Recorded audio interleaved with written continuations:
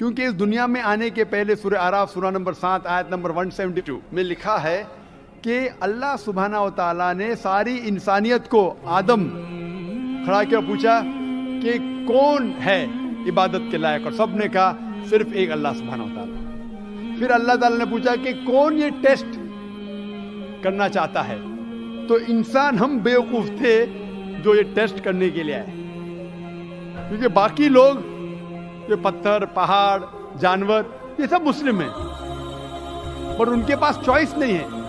अगर आपके पास चॉइस नहीं है, एक फरिश्ते के पास चॉइस नहीं, जो भी अल्लाह कहते वो उनकी बात मानते हैं। लेकिन हमको चॉइस देने के बाद अगर हम अल्लाह की बात माने तो हम फरिश्ते के ऊपर हो जाएंगे, अगर नहीं मानेंगे तो फरिश्ते के नीचे शैतान के साथ होंगे। तो हमने बोले नहीं, हमको तो फर्स्ट क्लास फर्स्ट आना है, तो आ गए हम वहां पर हम।